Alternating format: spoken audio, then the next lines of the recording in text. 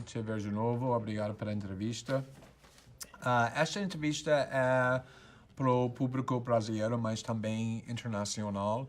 E todo mundo de fora do Brasil já sabe muito bem que você acredita que sua condenação é injusta e vamos discutir isso muito daqui a pouco. Mas também muitas pessoas me perguntam sobre seu tratamento aqui na prisão e você disse várias vezes que seu tratamento que você está recebendo das autoridades aqui na prisão é profissional e humanitário. Ainda está assim? Eu não sei o que é tratamento humanitário na prisão. Tô preso, tô numa solitária. A verdade é que é uma solitária, porque eu fico a maioria do tempo inteiro sozinho, recebo os meus advogados e só. E a família uma vez por semana. Eu não sei se isso é bom. O que me faz suportar tudo isso, sem ódio e com muita esperança, é que tem milhões e milhões e milhões e milhões de brasileiros que, mesmo em liberdade, vivem pior do que eu estou vivendo. Eu almoço, eu janto. Mas o Brasil é um país que você governou 8 anos, que tem muitos prisioneiros. Como pode comparar seu tratamento aqui, nesta prisão, para o tratamento para prisioneiros comuns, nas prisões comuns? O brasileiro ou a brasileira que mora numa palafita, ela não tem nenhuma cidadania. O cidadão que mora num quarto de 3x3 e ele é obrigado a almoçar, jantar, cozinhar, fazer sexo com a sua esposa, fazer as suas necessidades fisiológicas num espaço de 3x3, sabe? Ele não está vivendo melhor do que eu estou aqui.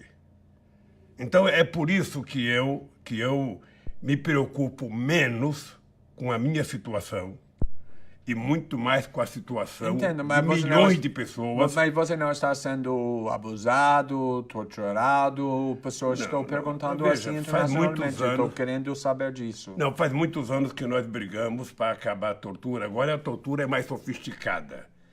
Ela é com base na delação premiada, onde as mentiras são contadas milhares de vezes ao mesmo tempo e as pessoas, às vezes, ficam 2 ou 3 anos presos até dizerem o que o promotor ou o delegado quer ouvir. Eu poderia citar como exemplo a delação do Palocci, em que ele está mentindo da forma mais, sabe, é quase que uma coisa inexplicável. Você pega o Léo, que está preso aí tentando contar mentiras o tempo inteiro, e a senha é tentar falar do Lula. Isso já faz 5 anos. Você sabe que eu estou aqui, em que nem o juiz, nem o procurador, nem o delegado da Polícia Federal que fez o inquérito tem nenhuma prova contra mim. Eles sabem que o apartamento não é meu. Eles sabem que a chácara não é minha. Mas eles contaram uma mentira. Está maltratando pessoas. Sim, ainda hoje isso continua. Está acontecendo para você? Essa é uma certa... Não, eu até brinco com meus advogados que eu gostaria de fazer uma delação. Fazer uma delação contra o Moro, uma delação contra o TRF4, fazer uma delação contra o delegado que fez o inquérito mentiroso, fazer uma delação contra o Dallagnol. Sabe? Eu gostaria, mas ninguém aceita a minha delação. Tá Vamos ver se você consegue publicar uma parte da minha delação aqui. Daqui a pouco. Porque há uma coisa, Glenn, há uma coisa que é preciso ficar claro.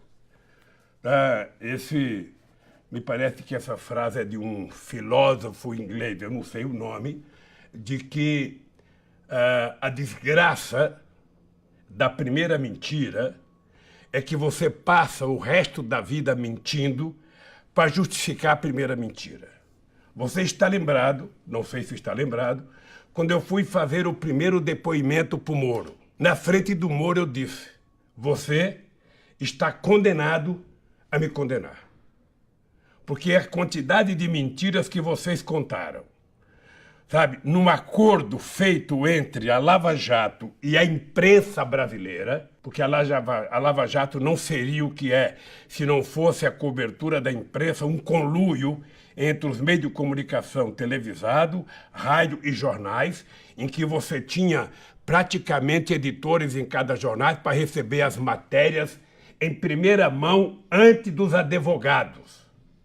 Antes dos advogados de defesa receber qualquer notícia, a imprensa recebia. Então, graças a esse conluio, você construiu uma mentira. Então eu fico pensando todo dia e toda hora o seguinte, como é que a Globo vai utilizar o Jornal Nacional para dizer erramos, no caso do Lula? Na entrevista que eu fiz com você em 2016, você criticou duramente o Lava Jato, insistindo que era seletiva, uma operação dedicada a destruir o PT, como você disse agora também, mas depois disso, a Lava Jato colocou na prisão o Eduardo Cunha, que estava liderando o processo do impeachment contra Dilma, também assim como Michel Temer, que se tornou presidente, depois o Dilma foi impeachmentada, mas agora ele solta, mas voltou, depois solta, mas pelo menos está sendo processado, como o Sérgio Cabral, o governador do Rio de Janeiro, e agora está agressivamente atrás do Aécio Neves, o adversário do centro-direita de Dilma na eleição de 2014. Depois de tudo isso, você ainda acha que Lava Jato foi criado só para destruir o PT? Gley, deixa eu lhe falar uma coisa. A Operação Lava Jato, ela foi seletiva durante grande parte do seu funcionamento. Você que é um jornalista estrangeiro e que pode fazer uma investigação com isenção, faça uma investigação quem foram os doadores do PSDB e quem foram os doadores do PT. Quanto recebeu o PSDB e quanto recebeu o PT. E os outros partidos, façam um estudo profundo, sabe, de forma isenta, e você vai perguntar por que só o Vacari foi preso por conta de finança partidária? Cadê os outros tesoureiros de outros partidos políticos? Mas a Aécio não está sendo processado? Mas a Aécio não era tesoureiro de campanha. Eu estou falando das contas da campanha para mostrar que houve um processo inicial de perseguição ao PT. Por quê? Porque era preciso tirar o PT do governo. E como eles não tinham conseguido tirar o PT do governo durante praticamente 4 eleições, era preciso criar condições objetivas para criar uma animosidade contra o PT. E, historicamente, no Brasil, e acho que no mundo inteiro, essa animosidade ela cresce quando você acusa alguém de corrupção. Tá? Então, veja, para ficar muito claro, eu acho que se alguém roubar, deve ir para a cadeia, sendo do PT ou não sendo do PT, sendo católico ou evangélico. Sabe? Roubou, tem que ir para a cadeia. Julgou, apurou, sabe? Provou que roubou, vai para a cadeia. Esse é o Estado de Direito que nós queremos construir. Agora, o que eu estou desafiando são as pessoas que me prenderam, sabe? A mostrarem ao mundo uma única prova contra mim. Eu não estou pedindo nada. Mas você concorda que agora o Lava Jato está atrás de outros políticos, inclusive os seus adversários na centro-direita? Gley, a Lava Jato, aos poucos, ela foi se transformando numa operação política a benefício de quem dela participa. Eu vou te fazer uma sugestão. Uma denúncia que você pode ajudar a investigar. Não faz muito tempo, nós fomos sabedores de notícias de que houve acordo feito no Departamento de Justiça nos Estados Unidos, em que o Dallagnol estava pegando para o Ministério Público, para a Operação Lava Jato, 2,5 bilhões de reais. Dos Estados Unidos. Dos Estados Unidos. Tá? Depois saiu uma matéria com autorização, assinatura do seu Moro, sabe, autorizando mais 6 bilhões e 800 milhões da Odebrecht, feito aqui no Brasil.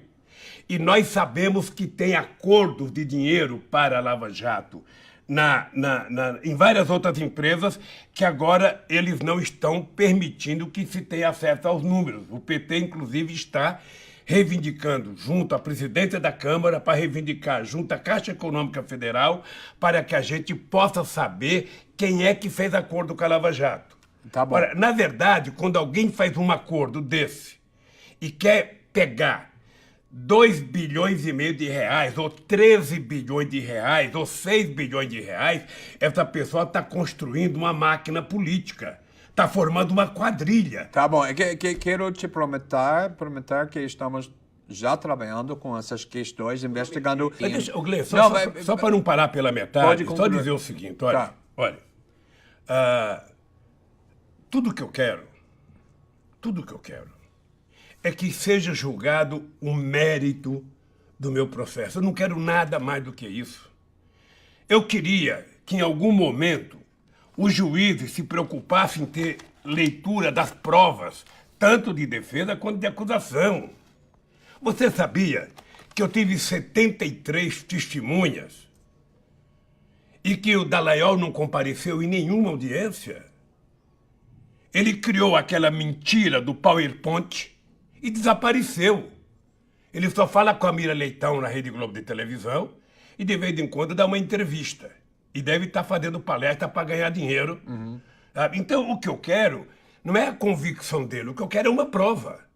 Ora, se ele provar que eu tenho o que ele acha que tem, ora, não custa nada, eu estou desmoralizado perante a opinião pública. Não podemos resolver isso agora. Você tem suas acusações, quando- mas é uma Quando questão o PT das denunciou, provas. só para você saber, quando o PT denunciou o fundo do Dallagnol, o Dallagnol foi na Caixa Econômica e assinou um documento, sabe, para ser assenhorado o fundo. Ou seja, eu estou condenado sem ter nenhum fundo, sem ter nenhum dólar, nenhum real, e ele está livre, sabe, tentando pegar 2 bilhões e meio de dólares. Nós fizemos a denúncia ao Conselho Nacional do Ministério Público. Sabe quem vai julgar? O Conselho. O Conselho tem quem? 8 membros do Ministério Público. Então o resultado, qual vai ser? Qual é a dúvida? Durante a eleição de 2018, nós passamos um ano tentando te entrevistar, assim como outros jornalistas, mas nenhum jornalista foi autorizado a te entrevistar, apesar do fato que os presos mais violentos do país, inclusive nem o chefe do traficante do Rio de Janeiro, foram entrevistados na prisão. Mas agora que a eleição terminou e Bolsonaro ganhou, de repente o judiciário está permitindo alguns jornalistas, o Folha, o País, o Kennedy Alencar para a BBC, nós, permitido te entrevistar. Como você explica isso? Gay, eu tenho clareza de que tudo o que aconteceu neste país, em função da Lava Jato, foi para impedir que o Lula fosse candidato a presidente da República. Hoje eu tenho muita clareza. Da mesma forma que eu tenho clareza que o Departamento de Justiça dos Estados Unidos está por detrás disso. Da mesma forma Tem evidência para isso? Hein? Tem evidência? Tem Eu provas? tenho só convicção.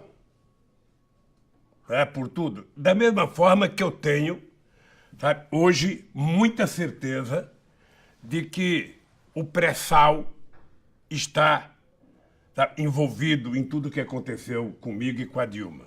Ou seja, o golpe, a minha prisão, as denúncias. Veja, porque a Lava Jato ela poderia ter tido um papel importante punindo o empresário se é que ele roubou, mas permitindo que a empresa continuasse a gerar empregos, a pagar salário. Que a Petrobras não fosse quebrada, não fosse vendida, não fosse repartida como eles estão fazendo. Então, hoje eu tenho clareza que a liberação de eu dar entrevista, primeiro eu agradeço a vocês que reivindicaram na justiça. Era para mim ter dado entrevistas antes da eleição. Mas nós pedimos muito tempo atrás, antes da eleição. E eu sou agradecido porque vocês pediram, mas foi negado. Primeiro, o ministro Lewandowski permitiu e depois foi vetado pelo presidente, acho que o Toffoli, acho que vetou. Eu sabia que estava sendo jogado um jogo. E eu sabia que o jogo era evitar que o Lula pudesse disputar as eleições. Por quê? Porque era tudo que a elite brasileira não queria, era que o Lula voltasse a ser presidente da República. Por quê? Se eles ganharam muito dinheiro no meu governo, se eles ficaram mais ricos no meu governo. Mas não era verdade que, por exemplo, o lucro dos bancos explodiu durante sua presidência? Eu não sei se explodiu, mas cresceu bem. Cresceu muito, não? Mas a verdade é que as pessoas mais pobres subiram um degrau Também. na escala social. E na medida que os mais pobres começaram a entrar em universidade, na medida que começaram a frequentar teatro, na medida que começaram a frequentar restaurante, na medida que começaram a frequentar aeroporto, isso começou a incomodar uma parte da elite brasileira. Mas, presidente, a situação da classe mais rica melhorou bastante também durante seu governo. Então, por que você acredita que essa classe que melhorou muito, que recebeu muito lucros durante seu governo, é contra seu voto? É que não é só uma questão econômica, é uma questão cultural. É importante lembrar que esse país faz pouco mais de 100 anos que acabou com a escravidão na lei, mas a escravidão continua na cabeça das pessoas. É por isso que quem é vitimado, sabe, pela polícia são os negros mais pobres. É por isso que os negros ganham metade do branco, é por isso que a mulher negra ganha menos que a mulher branca, é por isso que é o negro que tem menos escolaridade. Por quê? Porque você tem na consciência das pessoas o escravismo ainda preponderante. É uma coisa grave, mas ela é verdadeira. Isso não termina logo. Então, o que eu acho é que não é uma questão econômica, é uma questão cultural, é uma questão política, é uma questão sociológica. Mas vamos falar sobre essas questões culturais, porque seu governo foi responsável, por exemplo, para aprovar a lei das drogas em 2006. E esse foi um avanço porque diferenciava entre usuário e traficantes e melhorou bastante. Mas como resultado, essa lei fez com que aumentasse muito a população na prisão, especialmente pessoas negras e mulheres. Hoje, olhando à distância, como você avalia essa política de seu governo quando a população na prisão cresceu muito, bastante durante seu governo, o governo do Lula também, de Dilma também? Olha, deixa eu dizer uma coisa. Nós, entre 2003 e 2014, fizemos todos os mecanismos e aprovamos todas as leis possíveis de ser aprovada para que você pudesse melhorar o sistema de funcionamento policial neste país, para você poder diminuir a corrupção e para você colocar bandido na cadeia. Tudo que você pegar no Ministério da Justiça, sabe, você vai perceber que o avanço aconteceu exatamente no período do PT. Nós não conseguimos resolver o problema da segurança pública nesse país.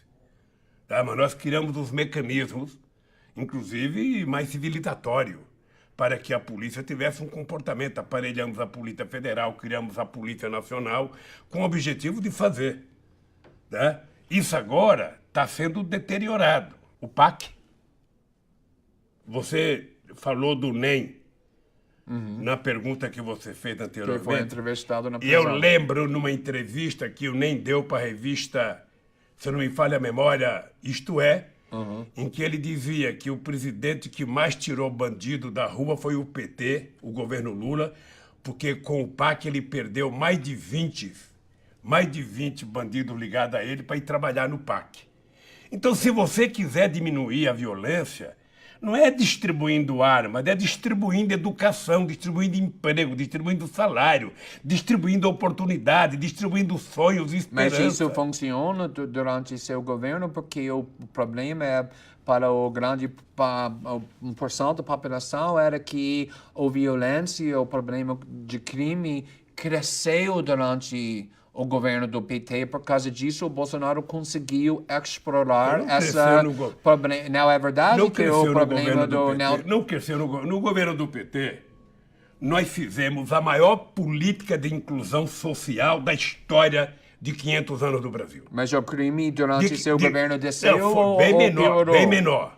Agora, uma coisa no Brasil você tem que levar em conta. Uma coisa é quando você age com seriedade e você faz o registro de cada coisa que acontece, e a outra coisa é quando você diminui escondendo os crimes. O que nós fizemos foi uma coisa de muita transparência nesse país, e o objetivo era evitar que as pessoas mais pobres fossem vítimas. Quando você consegue garantir que um adolescente, sabe, possa ter um emprego, esse adolescente não vai ter que roubar um celular ou não vai ter que roubar um tênis. Esse adolescente não vai ter que matar uma pessoa para roubar uma jaqueta. Isso é primário. Quando você dá a esse jovem adolescente a oportunidade dele sonhar, eu posso ter um emprego, eu posso ir para uma escola técnica, eu posso ir para a universidade, esse jovem vai se agarrar a essa oportunidade. Entendi. Qual é o sonho que ele tem hoje? Nenhum. Nenhum. Agora quero discutir a situação política aqui no Brasil e a relação para a política internacional. Porque todo mundo tem muito interesse agora na situação aqui no Brasil por causa do governo Bolsonaro. E em 2015, nos Estados Unidos, era impensável que Trump pudesse ser eleito presidente dos Estados Unidos. Ninguém acreditou, mas agora ele é presidente. A mesma coisa no Reino Unido, com a decisão de sair do EU. A mesma coisa na Europa, com partidos nacionalistas e extremistas da direita. Um ano atrás, aqui no Brasil, ninguém acreditava, era impensável que Bolsonaro fosse eleito presidente do Brasil, mas agora ele é. Eu sei que você acredita que a vitória do Bolsonaro foi por causa de coisas únicas ao Brasil, como os ataques da mídia ao PT, e vamos discutir isso daqui um pouco, mas para agora você vê a eleição do Bolsonaro também como parte desse padrão no mundo democrático de partidos extremistas de direita vencendo e derrotando os partidos da centro-esquerda? Olha, no processo democrático no mundo inteiro, a rotação e a alternância de poder é uma coisa normal. Isso vale para os Estados Unidos, vale para a Alemanha, vale para o Brasil, vale. Uma eleição ganha a direita, outra eleição ganha a esquerda, uma outra eleição ganha... Mas a direita está ganhando muito, agora, muito veja, países. Veja, nós tivemos um período muito extraordinário na América Latina. Um período de mais crescimento, de mais distribuição de renda, de mais inclusão social na América Latina, aconteceu de 2000 a 2014. Com a eleição de Kirchner, Lagos, Cristina, Kirchner, Lula, sim. Evo Morales, Chávez, Rafael Correa, foi um momento de ouro da América Latina. Agora você está vivendo um momento da extrema-direita que estão fracassando de forma absurda. O Macri é um desastre na Argentina e ele é a solução.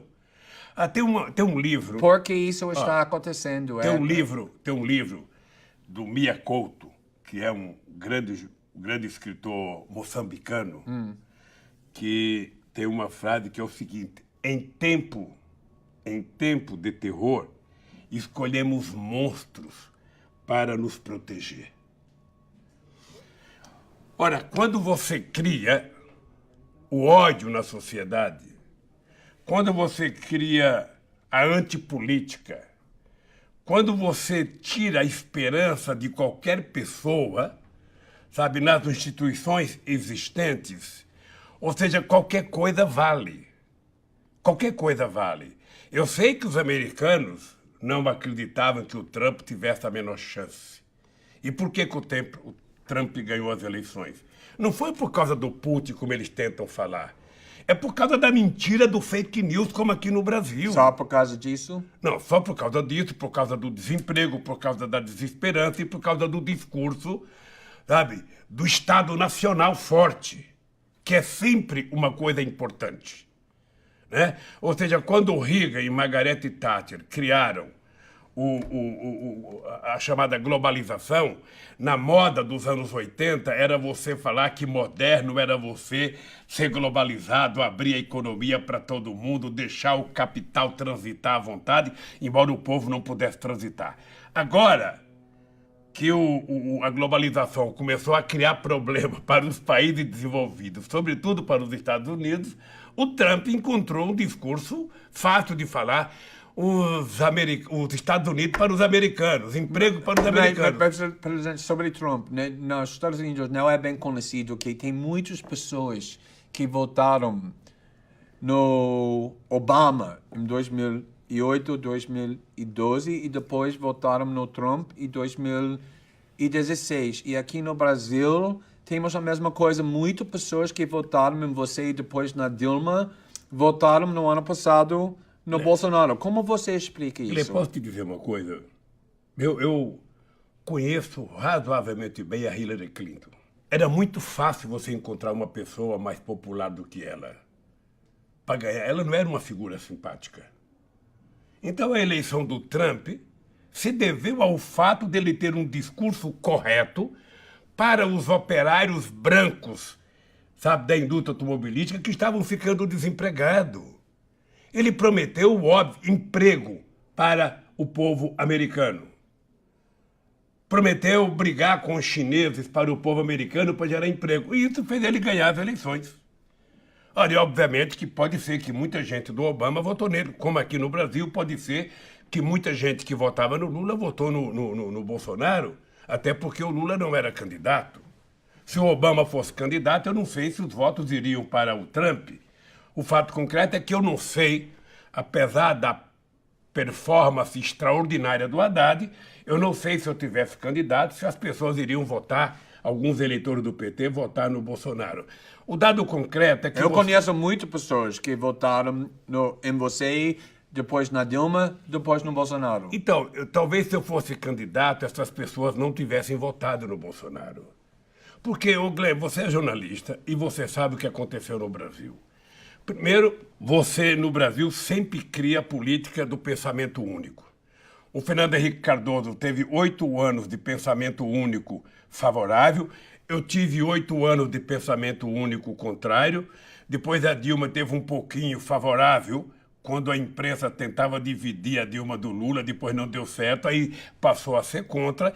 E aí, quando se criou a ideia do impeachment, aí virou 100% contra. Você foi criando um clima de ódio na sociedade, tentando culpabilizar o PT por toda a desgraça do Brasil, sabe?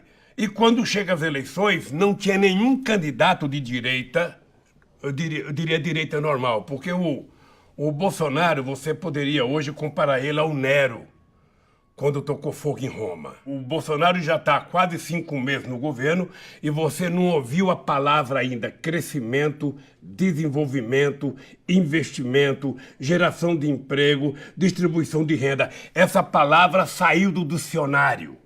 A única coisa que você vê é gente apontando o dedo para você toda hora. Eu não sei se você percebe que esse gesto aqui é o gesto de quem fazia Lula antes. Acho que o Bolsonaro aprendeu a fazer assim, porque deve ter feito muito assim nas minhas campanhas presidenciais. Ou seja, o país está abandonado.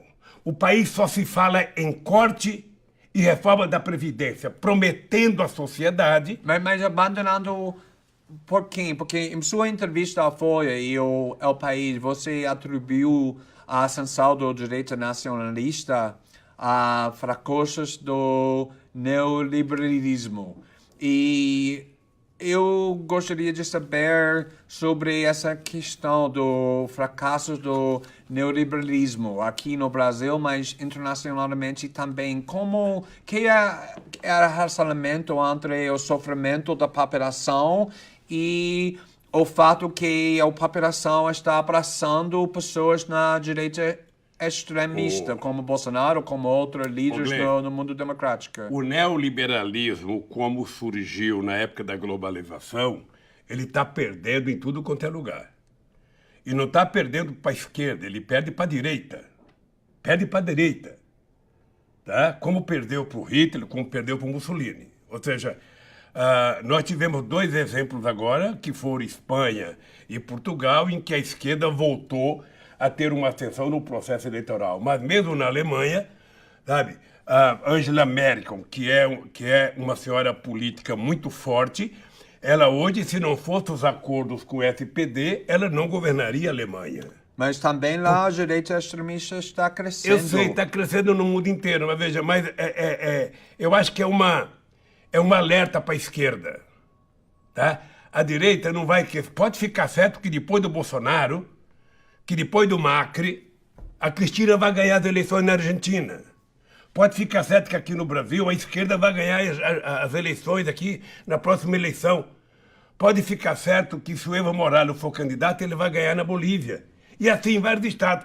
Eu espero que os americanos tenham juízo e não permita a continuidade do Trump como presidente americano, porque não é um problema para os americanos. O Trump é um problema para o mundo. Ele tem que saber que, pela importância dos Estados Unidos da América do Norte com o mundo, ele não pode tomar decisões sem levar em conta os reflexos da decisão dele, sabe? No mundo. Ele não pode, ele tem que pensar antes de tomar decisão. Não pode ficar ameaçando guerra para tudo quanto é lado, ameaçando atacar, ameaçando... Chega! Chega de mentira como a do Vietnã, chega de mentira como o Iraque, chega de mentira como a Líbia. É preciso parar, o mundo precisa de paz. O mundo precisa de paz, o mundo precisa de escola, o mundo precisa de livro, não de armas, o mundo precisa de emprego. Eu às vezes, Glenn, fico irritado porque na reunião que nós fizemos do G20 em Londres, foi a primeira reunião que o Obama participou, a gente tinha tomado decisões importantes para enfrentar a crise de 2008. E uma das possibilidades era que os países ricos, na medida em que tinha diminuído o consumo interno, que eles facilitassem o financiamento para os países pobres se desenvolverem, se modernizarem, comprarem máquina nova, ter acesso a ciência e tecnologia. Isso não foi feito, voltou o protecionismo. Mas, presidente, isso é uma crítica comum para PT também, que embora você e Dilma tenham uma reputação e um passado política de esquerda, a forma que você governou era neoliberal e existem inúmeros exemplos citados do fato que já discutimos o lucro do banco que explodiu durante sua presidência, assim como o Partido Democrata nos Estados Unidos é financiado por Wall Street e pela Vale do Silício. O PT foi financiado pelas suas empresas mais ricas aqui no Brasil, Odebrecht, o AS, JBS e muitos bancos. Você implementou uma reforma da Previdência em 2004, o Dilma implementou a solidariedade em 2014, a hidroelétrica de Beramonte, que os ativistas do meio ambiente e indígenas era contra, você cortou os impostos para pessoas mais ricas. Se você acha que a vitória do Bolsonaro foi causada pelos fracassos do neoliberalismo, você acha que o PT também construiu isso? Não, Glenn, eu não vou responder essa pergunta agora sem antes responder a quantidade de coisas que você falou do PT e do meu governo. Não, quero que você responda. É importante ter em conta o seguinte. Quero que você faz. É importante ter em conta o seguinte. É uma crítica comum, estou perguntando por causa disso. No meu governo, eu nunca disse que era um governo socialista. Primeiro, quando você ganha uma eleição, você tem que estabelecer qual é a correlação de forças que você vai ter para você poder executar as suas políticas. É importante lembrar, querido Glenn, que eu fui eleito presidente da República num parlamento de 513 deputados, eu tinha 91 deputados. O Bolsonaro tem 50. 51. Ele vai precisar muito mais do que eu construir uma correlação de força favorável para ser aprovada as coisas que ele quer. Não adianta ficar dizendo a velha política, a velha política é ele. Ele é um cara que teve 28 anos de mandato. Ele é a velha política. Eu sou a nova. Eu só tive 4 anos de mandato de deputado e não quis mais ser deputado. Ele teve 28 anos. Então, parar com essa bobagem de nova política e velha política. Parar com essa bobagem. Quem quer governar, governa com o que tem. Eu governo o país que eu tenho. Eu não governava a França, nem a Alemanha, nem os Estados Unidos. Eu governava o Brasil. E quando eu cheguei no governo, tinha 54 milhões de pessoas que passavam fome, que não tomavam café de manhã. E eu tinha assumido o compromisso que no término do meu mandato, cada brasileiro iria estar tomando café, almoçando e jantando. É por isso que eu, mesmo sendo o único presidente que não tem o curso universitário, e também não troco o meu por alguns que têm, sabe? Não troco o meu por alguns que têm, sabe? Sou o presidente da República que mais colocou estudante na universidade, que mais fez universidade federal, que mais fez escolas técnicas na história do país, que mais fez política de transferência de renda, que mais aumentou o salário mínimo, que mais fez assentamento do sem terra. Mas como pode explicar Porque o sofrimento da população que trouxe Bolsonaro na presidência Por que eu fiz isso? depois de 14 anos do PT? Por que eu fiz isso, querido? Por que eu fiz tudo isso? Sabe, que eu acabei de dizer? Porque eu entendo que se alguém quiser resolver os problemas do Brasil, alguém tem que utilizar a palavra povo. Alguém tem que olhar para as pessoas e enxergar um ser humano. As pessoas não podem enxergar um número. As pessoas não podem enxergar uma dívida. Você quer diminuir a dívida pública do Brasil? Faça a economia crescer. Você quer diminuir o déficit da Previdência? Gere empregos. Por que em 2014 a Previdência era superavitária? Porque nós criamos 20 milhões de empregos com carteira assinada. Porque nós legalizamos 6 milhões de microempreendedores individuais. Coloque a economia para funcionar. Só fala em corte. Ora, fala em crescimento, desenvolvimento. Olha para o povo. Não olha para os bancos.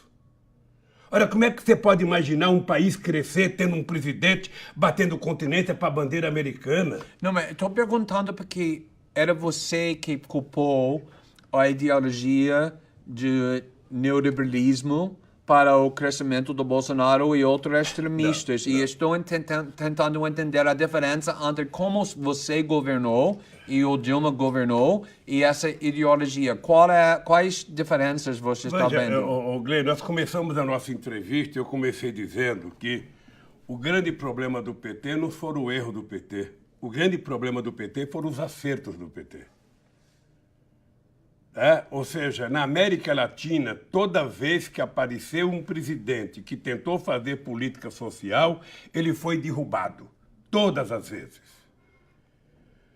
A elite brasileira e a elite de outros países não aceitam uma política de desenvolvimento que tem inclusão social. Então, o PT conseguiu fazer, isso não é dito por mim, é dito pela ONU. O PT conseguiu fazer a maior política de inclusão social da história deste país. É importante lembrar que no nosso governo foi o único momento na história em que os mais pobres tiveram um crescimento percentual acima dos mais ricos. Não que os ricos não ganharam, mas que os pobres cresceram percentualmente mais. Foi a única vez e começou a incomodar. Você deve ter ouvido no aeroporto do Galeão, no aeroporto de Congonhas, o aeroporto parece uma rodoviária. Tá cheio de pobre aqui andando, gente que não sabia nem frequentar aeroporto. Então, por que tem tanta raiva desse país que trouxe o Bolsonaro da presidência? Mas vamos ver. Você é a oportunidade que eu tenho de fazer o povo brasileiro entender o que aconteceu. Veja, vamos pegar o Bolsonaro. O Bolsonaro teve 39% dos votos totais, não dos que votaram, dos votos totais. 39%. No primeiro turno? Não, no segundo turno. Se você fizer a somatória, ele teve 57% dos votos válidos, mas teve 39% do total de eleitores. Mas ganhou com margem grande. É um terço, ou seja, ganhou as eleições. Com margem grande. Mas você tem uma maioria de pessoas que não votaram. Não votaram nele. Tudo bem? Tá? Pois bem. Por que votaram nele? Votaram nele, eu disse a frase para você e vou repetir aqui. Em tempo de terror, muita gente escolhe um monstro para se proteger. E as pessoas preferiram acreditar numa mentira chamada Bolsonaro num homem que pregava o ódio, num homem que pegava a violência, num homem que não gostava de negro, num homem que não gostava de homossexual, num homem que não gostava de mulher, num homem que não gostava de pobre, um homem que falava que tinha que matar, sabe? E votaram nele. Por quê? Porque do outro lado era o PT, e o PT era o demônio. Quem sabe... Você veja uma coisa, Glenn. Eu, quando perguntado, sabe... muitas vezes eu dizia, foi Deus que não quis que eu ganhasse as eleições em 89. Por quê? Eu perdi em 89, perdi em 94, perdi em 98 e nunca fiquei zangado. Você nunca me viu nervoso porque perdi. Eu ia para casa me preparar para outra.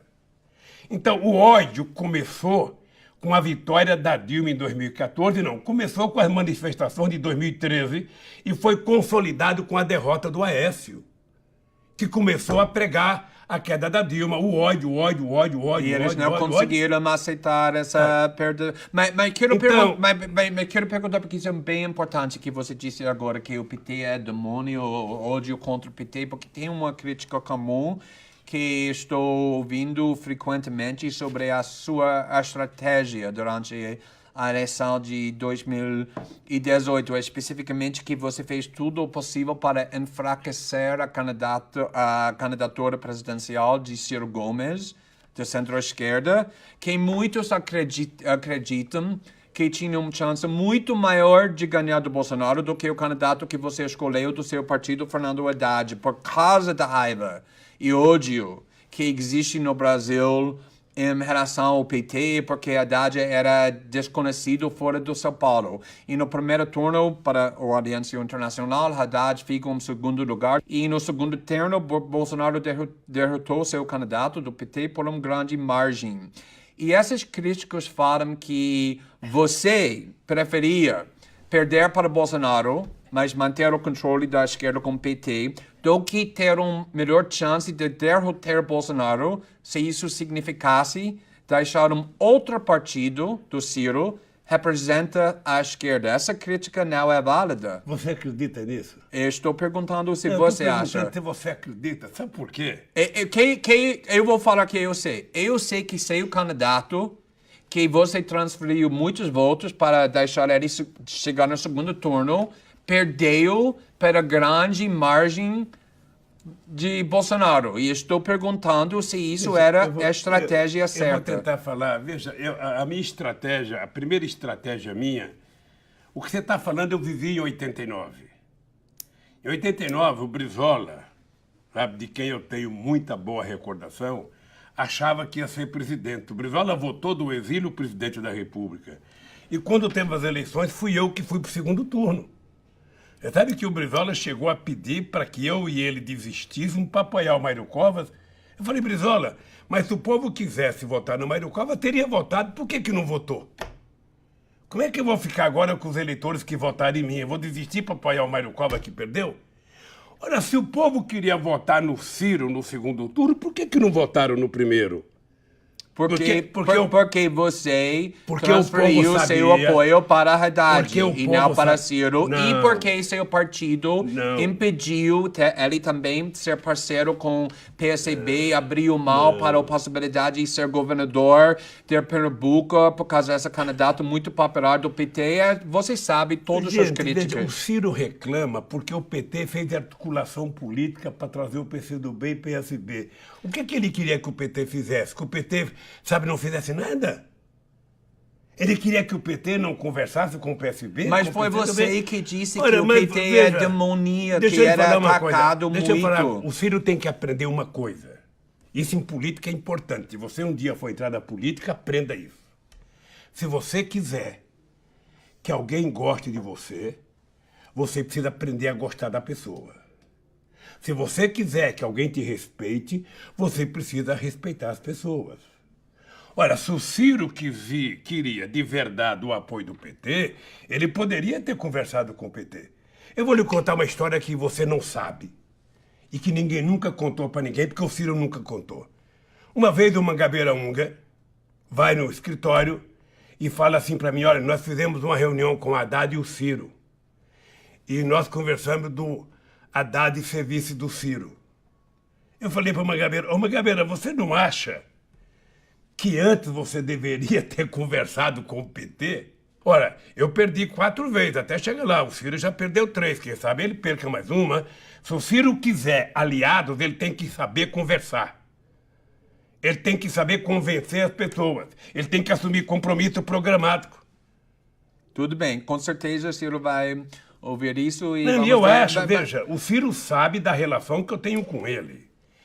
Eu sempre tive uma relação de muito respeito com o Ciro e sou agradecido ao Ciro de ter participado do meu governo. E vou lhe dizer mais, eu era contra o Ciro ser candidato a deputado e convidei ele para ser presidente do BNDES. Mas exatamente por causa disso, ele sentiu que ele tinha uma chance muito maior do que o candidato que você botou na segunda lugar, no segundo turno.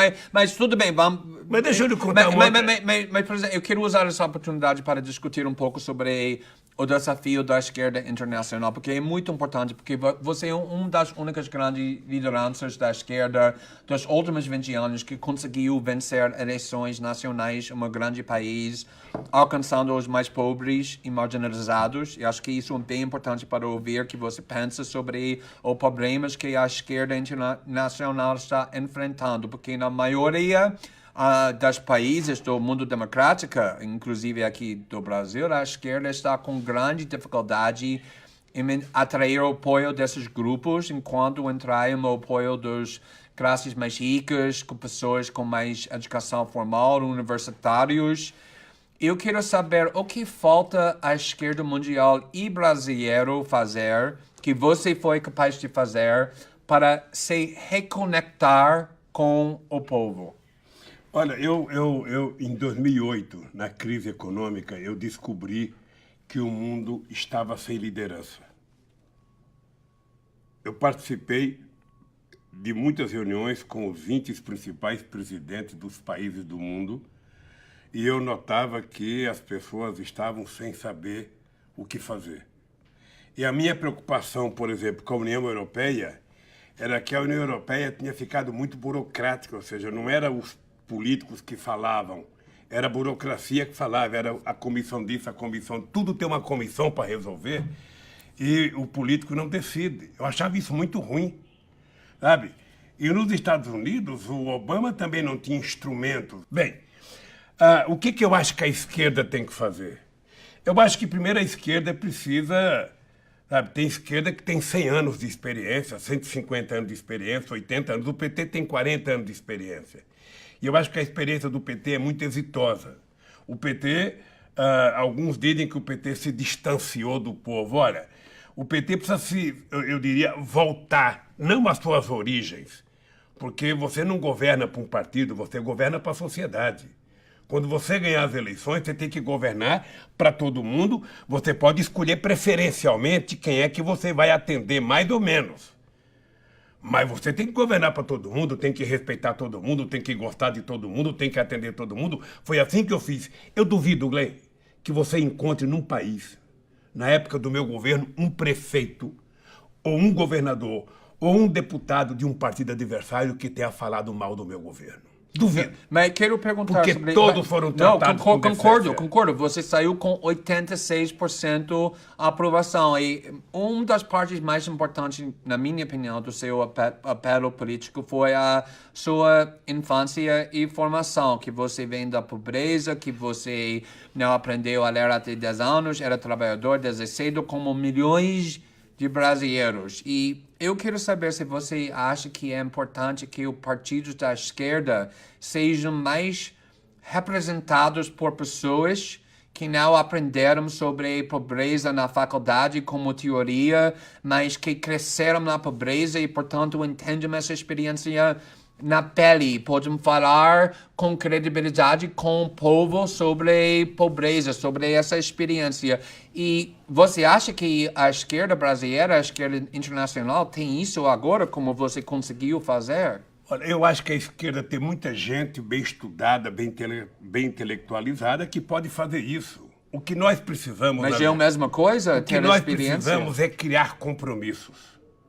Não é possível você governar um país. Você está lembrado qual foi a atitude que eu tomei quando eu ganhei as eleições? Claro. Você está lembrado que eu coloquei todo o ministério num avião e levei todos os ministros para os 4 lugares mais pobres do Brasil? O que eu queria com aquilo?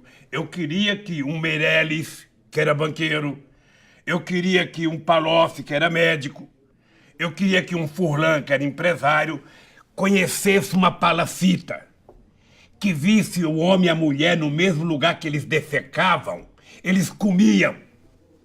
Eu queria que eles vissem a quantidade de meninas, sabe, com 2 ou 3 filhos, com pai desaparecido. Eu queria que eles vissem o Vale do Jequitinhonha, eu queria que eles conhecessem o mundo tal como ele é, não o mundo de Brasília. Então a esquerda ela tem que assumir compromisso. Você não vai conseguir governar se você não definir para quem que você quer priorizar. Para quem que eu vou governar?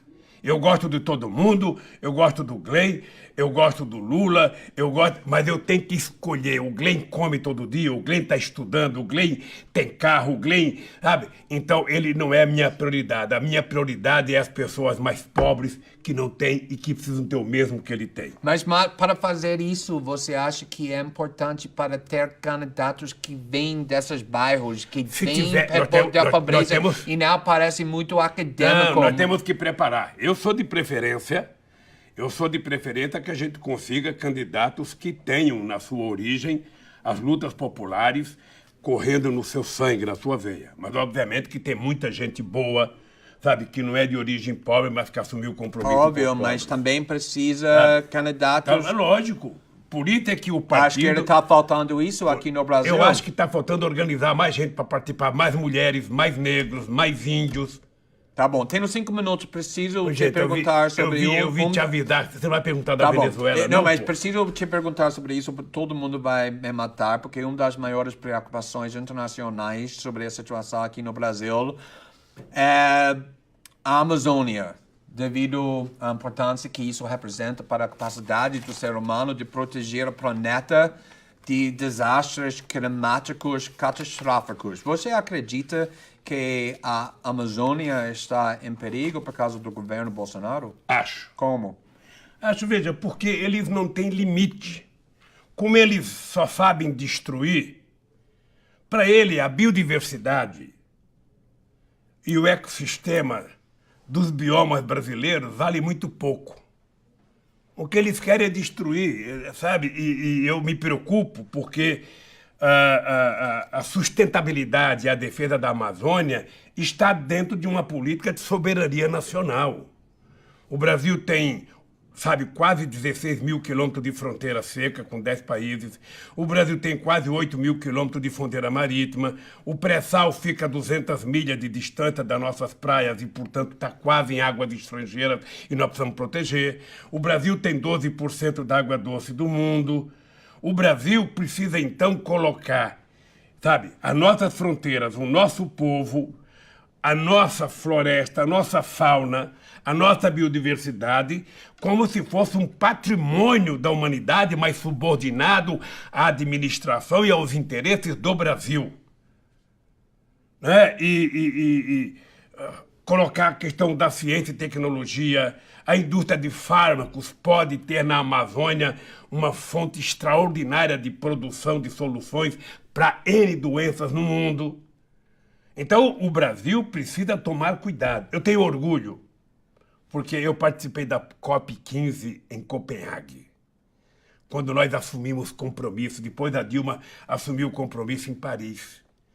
Ou seja, eu tenho... Mas você foi criticado também o Marina Silva, cuja causa era meio ambiente do seu governo, um protesto.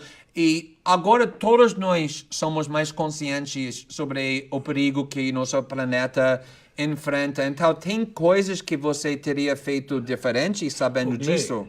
Glenn, você sabe que eu descobri alguns valores da minha mãe quando ela morreu. Eu não sabia que eu gostava tanto dela.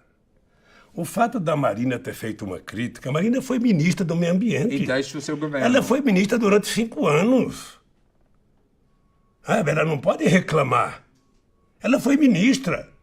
Não era eu que induzia ela. Era ela que me induzia a colocar em prática as políticas, sabe, de ambientalistas, ou seja, obviamente que nós não fizemos tudo, mas eu duvido que alguém tenha feito tanto que nós fizemos. Tá bom, com permissão com a polícia, que eu tenho mais um minuto e tenho mais uma pergunta. Ele te dá uma colher de chá, você não vai perguntar da Venezuela, pô. Não, já discutiu isso, eu acho que com Kennedy, mas eu quero, na realidade, perguntar sobre o juiz Moro, porque ele é o juiz que te condenou e te botou nesta prisão onde estamos, que se tornou inelegível para concorrer ao presidente.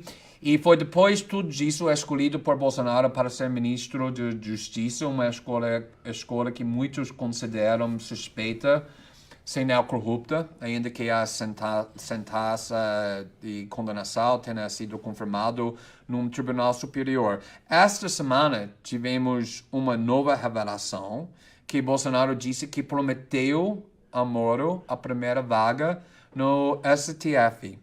Como você vê essa nova revelação em relação do papel de Moro em seu processo criminal e o fato que você está aqui na prisão? Tem mais uma revelação de ontem que você não deve saber. A ministra que me condenou no segundo processo, ela disse num debate ontem em Curitiba que ela copiou a sentença da minha condenação da sentença do Moro. Ou seja, deixa eu dizer uma coisa para você, olhando para você com muita seriedade e responsabilidade. O Moro é mentiroso. O Moro é um subproduto da Rede Globo de televisão e dos meios de comunicação. Ele, como ninguém, planejou com o Estadão. Ele visitou todos os meios de comunicação antes de começar a Operação Lava Jato. E ele tinha dito, num artigo que ele escreveu, sabe, que o sucesso de qualquer operação dependia da imprensa. Um juiz que depende da imprensa para condenar não é juiz. Um juiz, para condenar, ele tem que condenar em função dos autos do processo, em função das provas, contra ou a favor que ele tenha. Então, eu vou dizer para você aqui em bom som, ele é mentiroso, Dallagnol é mentiroso, o delegado que fez o inquérito meu do apartamento é mentiroso, e o TRF4 mentiu a meu respeito. Não pensa que eu estou dizendo isso com prazer, não, porque eu sei quais são as consequências para mim. E para mim, tudo que eu desejo é que o Moro faça um discurso todo dia. Quanto mais ele falar, mas ele vai se comprometer. Ele não nasceu para fazer algo além de ler o Código Penal. Então, você sabe que eu tenho um compromisso de vida. É de provar que essa gente mentiu a meu respeito. Tá bom. Eu estou preso aqui há 1 ano e 2 meses, sabe? Tô muito... Todo dia eu faço um exercício para me controlar, para não ficar com raiva. Estou vendo o Brasil sendo destruído, estou vendo a soberania nacional, estou vendo os militares se entregarem, sabe? A críticas estapafúrdias, ou seja... sabe, é um negócio assim que eu não consigo imaginar aonde nós chegamos. Esse país, em 2008, tinha um compromisso de ser a 5ª economia do mundo. Esse país virou coqueluche no mundo. Esse país é o país responsável de fortalecer o Mercosul, criar o Unasul, criar a CELAC, criar os BRICS, criar o IBAS, fazer reunião entre o mundo árabe e América do Sul, fazer reunião entre o mundo árabe, entre África do Sul e América Latina, entre o país africano e América Latina. O tempo está acabando, então... Deixa eu lhe falar uma coisa, querido. Deixa eu lhe falar uma coisa. Sabe, esse país está jogando fora tudo que foi construído e agora está jogando fora o sonho com esse corte nas universidades. Não é possível que esses ignorantes, alguns com diploma universitário, não saibam que não tem nenhum investimento mais promissor para o futuro de um país do que escola, do que educação. E foi isso que nós fizemos, e é isso que eles estão destruindo. Então, o povo só tem um jeito, é reagir. Ele não foi eleito para destruir o Brasil. Ele não foi eleito. Aliás, ele não participou de nenhum debate, ele não tem programa, ele não tem nada. Ele não tem nada. Tá bom, presidente, precisamos Então, concluir. você não vai Então, ser preso. eu quero te agradecer. Você não vai ser preso, não. Eu é que posso ficar mais um pouco aqui. Você vai ser solto daqui, pode ficar tranquilo. Tudo bem. Eu só quero que você saiba o seguinte, ó. E vou fechar uma pergunta que você não fez, eu vou dizer. Acho que não é correto